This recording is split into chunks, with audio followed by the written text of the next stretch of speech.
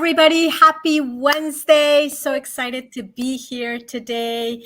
We're going halfway through June. I cannot believe it. We're almost there to start the summer.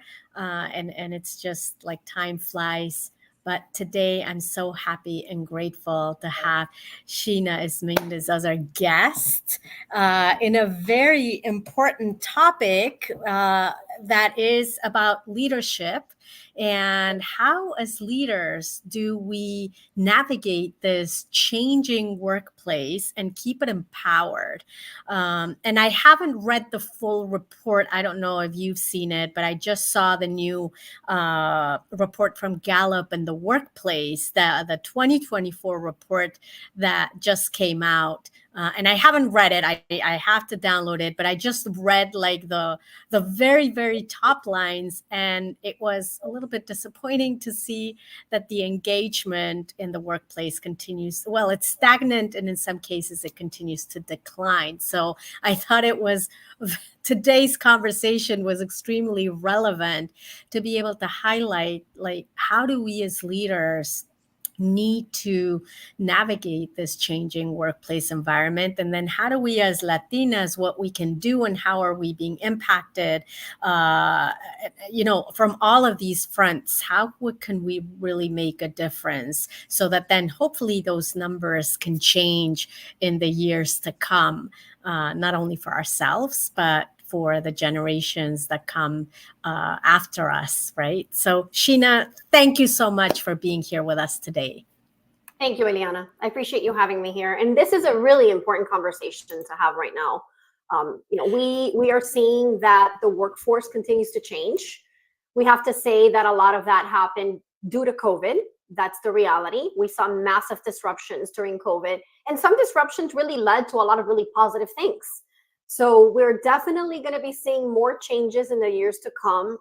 Approximately 3 to 5 years from now, the entire landscape of the workforce is going to change as we continue to see more multi-generational leaders stepping in leadership positions, and we see the baby boomers stepping out.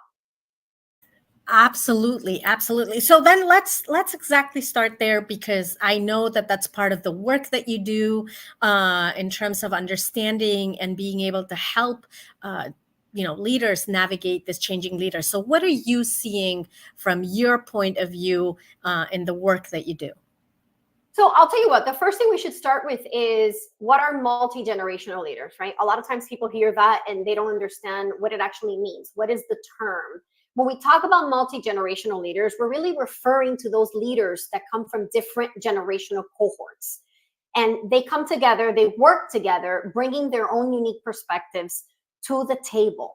And so we think of baby boomers, Generation X, millennials, and even Gen Z. That's what we consider as multi-generational leaders. Now think of this as a diverse group of people with different diverse experiences and different viewpoints, ultimately, that will be driving innovation, adaptability, and a lot of resilience within organizations. That is what we're seeing. We're seeing organizations like Microsoft, Google, mainly tech organizations, and others, many in the pharmaceuticals as well, and insurance, who are already preparing the workforce for these multi-generational leaders. And I think it's very important to point out, because you just called them out, but it's the first time, I believe, in like centuries that we're having 5 generations working under the same roof within similar teams. And to your point, it's not only the viewpoints, but it's also their expectation and their lived experiences, but it's also their expectations and what they're looking for in the workplace and the value that they're bringing and how they're approaching work, even communication styles, right? We might have the same language in some way or form, but the way we approach communication, from quick text message to formal one-page, recommendations. There's a lot of things there that are not necessarily compatible across generations, and therefore they're creating a lot of tension tension points, especially within leaders in these different generations. They certainly are, especially because we're seeing such a great movement right now when it comes to AI, right? The digital space. And that in itself is a whole other world. And when you see baby boomers, they're having not saying all of them, but many of them are having a hard time adapting. The adaptability skill is definitely not there because they're used to doing things a certain way. It's worked for them for a certain period of time. And then now all of a sudden you have all these AI, you've got ChatGPT, all of these different digital tools that are really more efficient because that's what they're bringing. They're bringing more efficiency into the workplace, but they're having a really hard time adapting to it. And yet you see the millennials and Gen Z, and for them, it all just comes so easy. So easy. Yeah, it's the digital natives, right? Versus the traditional or older ways of doing this. So how are you seeing from your perspective and the work that you're doing that these different leaders, multi-generational leaders, then are changing that landscape, and what can we expect? Because you talked about some of the industries that are already doing some things, but what can we expect in the next 5 to 10 years, which is like a mad trying to figure out what's the next lottery ticket at this point in time. But in general, what are you seeing? So it's actually not so far off. It's not 5 to 10 years. We're really looking at approximately 3 to 5 years. Things are really going to start to abruptly change. And now we got to consider that every generation does bring its own distinct values and expectations, right? We have to consider that. For example, when we talk about these baby boomers, we look at them and we see that they value loyalty and strong work ethic. That's really the morale behind baby boomers. While millennials and Gen Z, they prioritize more a work-life balance, flexibility, work that has meaning, purpose. And so when we're talking about what are we going to see change in the next 2 to 5 years, as these multi-generational leaders are stepping in, we're going to see a lot more of these things changing. We're going to see more remote work, much more jobs that are going to offer hybrids or flex work. We're going to see a lot more digital tools being used. We're going to see an integration of these perspectives into leadership roles. We're going to see that people are really fostering within their culture the ability of feeling seen, heard, and valued as a fundamental for every employee. We know already that increases engagement, productivity. When people feel seen and heard, people feel that they're part of something. So we're going to see a lot of changes and more diversity. We're going to see diversity when it comes to leadership roles, more women, more equitable spaces for women. Definitely see a lot more of that because the millennials and Gen Z, they're going to make sure, when you look at baby boomers, you look at, what's been the trajectory for so many decades. It's usually men, right? White men in positions of power. That is changing. We are going to be seeing a lot more women in those same positions, Black communities, Black women, Black men in positions of power. We're going to see a huge rise in Latina women in the tech industry. That's something else that we're going to be seeing. So yeah, we're definitely going to see a lot of different different industries being reshaped. And I think, in my own personal opinion, it's going to not just change it and cause everyone to feel that the workplace is something different, but I think overall it's going to bring more value to the work that we do. Right now, you have people experiencing burnout, productivity is low, more and more people are feeling unhappy at work. So it's really looking for a way that it can work for everyone, where companies no longer just value their clients, their customers, right? The people that make them money, but that they actually value their people first and foremost. We always say, happy company, happy employee, happy company. That's the bottom line. Absolutely. And we see that trend in terms of going from a business centric organizations to people centered organizations, where putting people truly, not only in the words of the mission statement somewhere on a website, but truly as an integral part of their business strategy, as being an imperative of moving forward and being able to drive that growth. So absolutely, I think that that's becoming important. I want to go back to something that you mentioned in terms of also these diverse teams moving forward, not only from a gender, but a race, ethnicity, lived experiences, backgrounds, et cetera, perspective. And one of the things that we've talked about in the past in other cafecitos and in other forums is the importance of Latinos, just as a community, that's a population that's significantly growing, right? We're seeing not only from a numbers perspective, but also from an age. We are one of the youngest populations that are out there that will, become a higher percentage of the workforce in the next 20 to 30 years. How are you seeing, or what should we be looking at in terms of preparing ourselves to be able to, if we're leaders, to be able to manage and encourage and empower those younger populations? And on the other side, for the Latinos and the Latinas that are listening to us, how to prepare to be able to hit those higher leadership positions, to be able to then drive that engagement, that growth, that you're, that's coming. That's a great question. The first thing I'd say is it's not so much about embracing what's coming.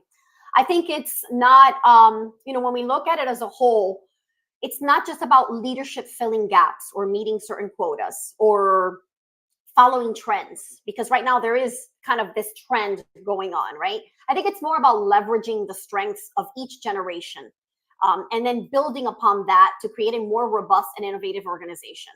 It's really about creating a workplace where everyone does feel that they belong and that they can contribute regardless of where they're from, what color their skin is, or what beliefs they share. I think that that's one of the most important things, that knowing that when people feel like they belong, they come together and they contribute to their fullest potential, really. And I think one of the things that we can expect is we are going to see this continue to rise. We're going to see more visibility being given to women, more visibility being given to diverse groups. We're going to see more people's voices being amplified. Organizations have these corporate responsibilities. So when you mention the vision statement, right, the mission statement, all those things, it's no longer just a pretty thing that they have on their website. They're being held accountable. There's corporate responsibilities that they have to live by. And we don't just look at it from the perspective of how are you serving the people that you serve. We're looking about how you serve your employees, how do you serve your team, how do you serve the planet in terms of sustainability, having sustainability processes in place, having sustainability within the workforce where you're looking out for the planet, climate change, and all of those different areas as well.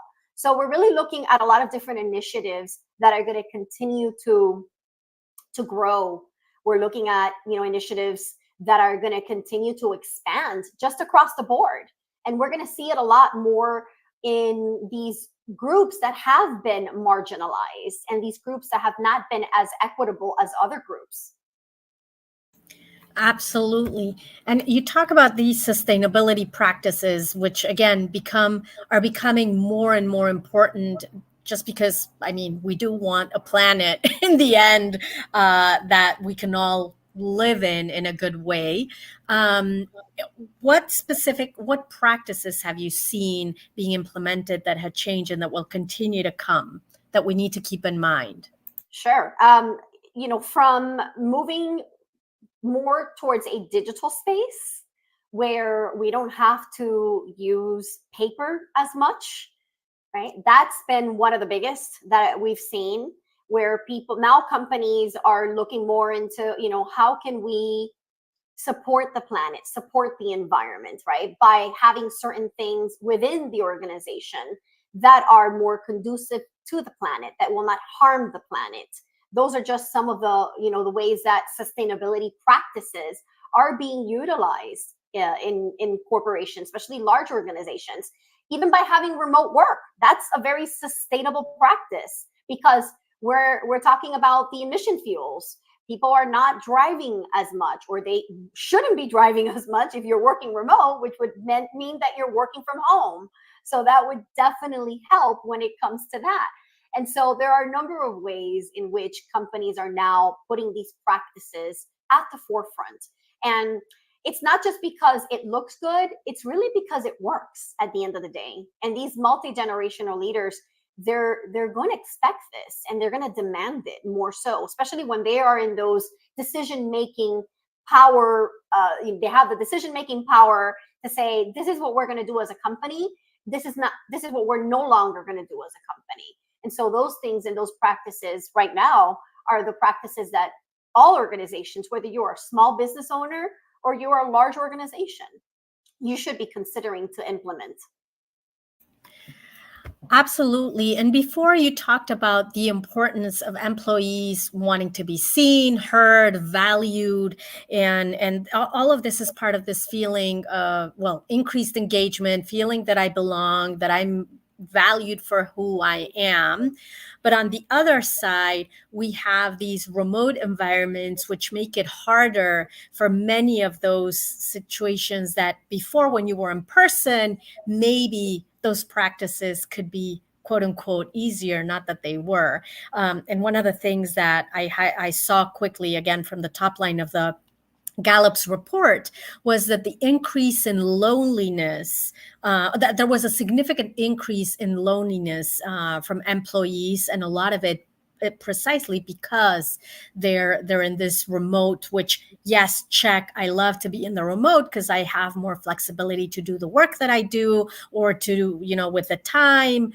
But on the flip side, then that ability to be seen, to be heard, to be valued becomes more challenging, because maybe I don't have as much interaction as I could with my leaders, or with the team, or with the culture, or with the environment that I'm in. So how to balance, especially as leaders, how do we balance? What have you seen as some best practices to be able to balance both situations?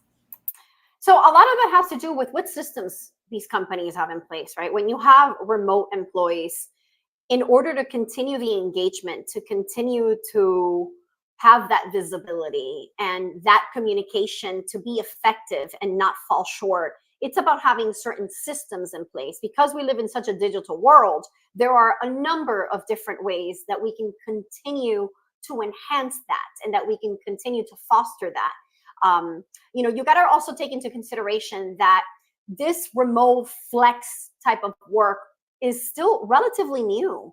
We were introduced to it during COVID, at a time where there was so much disruption going on, and we were all trying to adapt to so many different things happening, from our health to what was happening in society, what was happening across the globe. We had lockdowns, which really caused a ton of stress, and people losing loved ones and friends and whatnot that we experienced. People still today are dealing with health issues due to that time when we were going through our COVID disruption.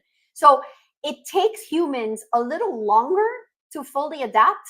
I would say, that within the next 3 years, we're going to find, not only, especially with the use of AI right now, how we can continue to feel that engagement, or to increase that engagement with our teams. But the most important thing is to put in place certain practices as a company, where everyone gets to spend more time together, even if it's through a Zoom or through a video chat like this one, where you're able to always be available at certain hours of the day, right? Those open, kind of like open door policy, where that you can be reached. And most importantly, that as a leader, you have empathy over your employees, the ones that are struggling. And it's really all about having that, and that level of understanding, being able to work on communication. When you have great communication, that communication will inevitably help through working remote, whether you have remote teams or you've never had remote teams and now the company is going to be implementing remote work, communication is key. When you don't have good communication, then it's natural that you're going to find that certain things are not working or that people are not feeling seen or heard. But inevitably, with multi-generational leaders, Gen Z and millennials, they want the flex work. They want to work from home.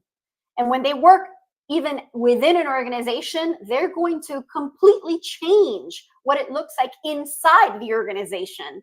It's going to be it's going to be an environment where everybody's working together, kind of a co-working space. And we see that is very effective for the companies that have already implemented that. Mindset is something critical from a leader's perspective, to be able to unlearn, to recognize that they need to unlearn, the past, be able to relearn this new way that we're currently in and that's coming, like you've mentioned.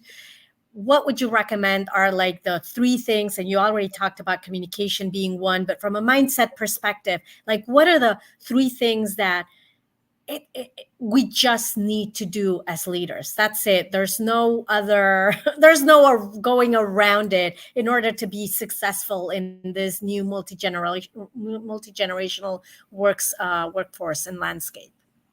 I would say, to your point, it's really important to accept, right? Once we accept, whether we like something or not, once we accept it, it becomes acceptable.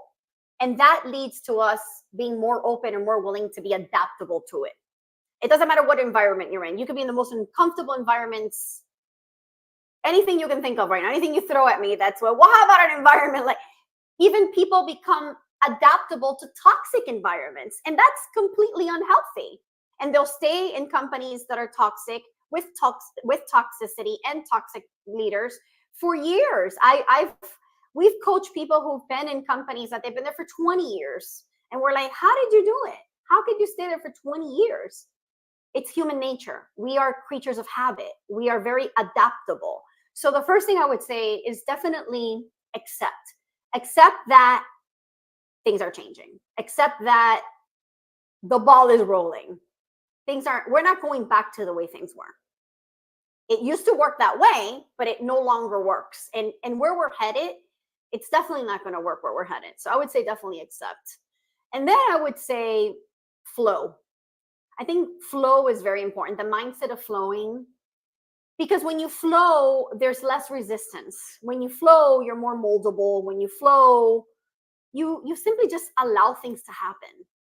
Right? You're more open. You have an opportunity to learn more. And really, there is so much to learn here. I often hear people talk about Gen Z or millennials, and I don't always hear very favorable comments. It's, oh, they're lazy. Oh, they don't want to work. Oh, they don't care. Oh. No, you just have to understand that, meet them where they're at. They're very purpose driven. They look at life through a very different lens than we do. Think about our own parents and the way that we look at life. I know myself, I look at life completely different from my parents, right? It's kind of night and day. And so we have to consider that change is inevitable and it's constant. And the only way that we're going to make it through and that we're going to be able to thrive, it's just to flow.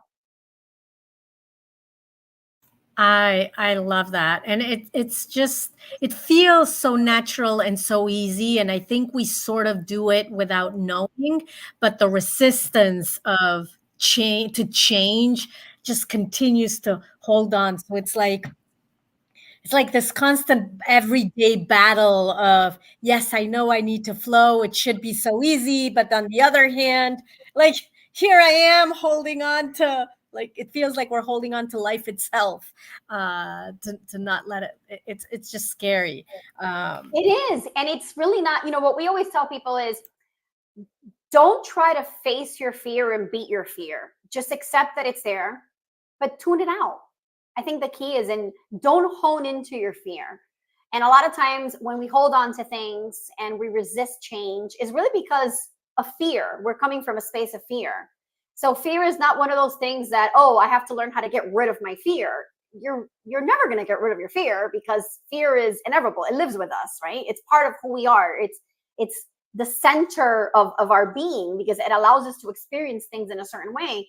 It's really about, don't hone into it. Don't tune into your fear. It's kind of like when you tell fear, hey, listen, you got to sit, go to the back seat. You're not driving today, right? You're not going to drive the ship.